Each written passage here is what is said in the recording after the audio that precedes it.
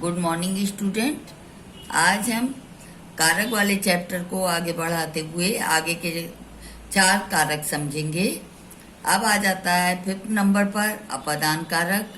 तो अपादान कारक किसे कहते हैं? तो संज्ञा या सर्वनाम के जिस रूप से एक वस्तु का दूसरे से अलग होना पाया जाता है उसे अपादान कारक कहते हैं। इसका प्रसंग या चिन्ह जो है वो से है। इसका मतलब जहां अलग होने का भाव वाक्य में प्रकट हो रहा होता है। जैसे कि आप यहाँ देखें उदाहरण में, गंगा हिमालय से निकलती है। तो कहाँ से गंगा निकलती है? हिमालय से। तो यहाँ अपादान कारक है। चोर कहाँ से कूदा? छत से कूद गया।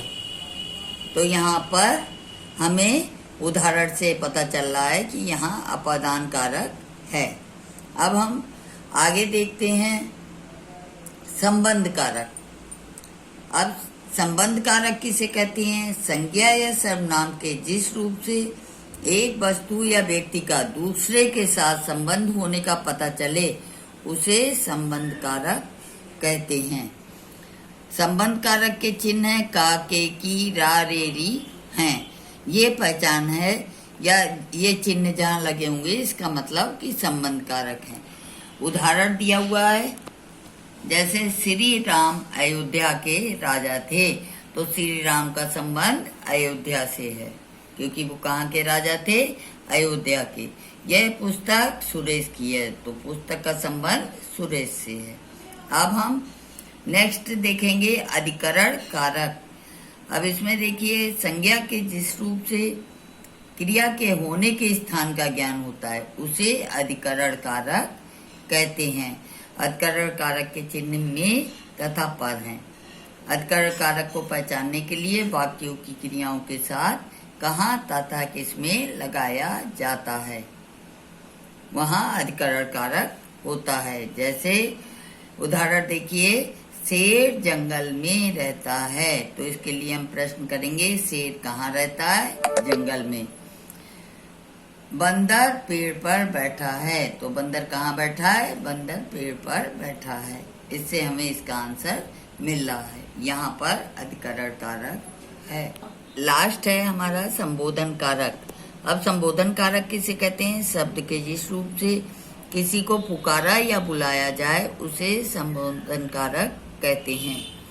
संबोधन कारक के चिन्ह हे, अरे, ओ आदि होते हैं। इन विभक्ति चिन्हों का प्रयोग संज्ञा शब्दों से पहले होता है तथा संज्ञा शब्दों के बाद संबोधन चिन्ह भी लगाया जाता है। जैसे हे राम, तुम्हें वन में जाना होगा। तो यहाँ हे राम संबोधन लगा है, उसके बाद आगे का वाक्य है। आगे देखिए उदाहरण, अरे बच्चों, फिर संबोधन कारक का चिन्ह तुम यहाँ मत खेलो। अब यहाँ देखिए संज्ञा शब्दों की रूप रचना किस तरह होती है।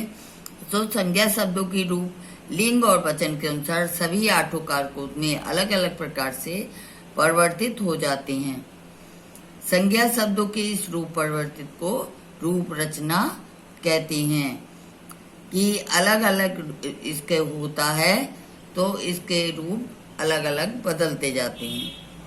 ठीक है। अब आप लोग को एक बार इसे पढ़ के देखिए और जो समझ में ना आए मुझसे पूछिए और इसे जो है बहुत ही ध्यान से चैप्टर पूरा कंप्लीट पढ़िए और समझिए। Thank you.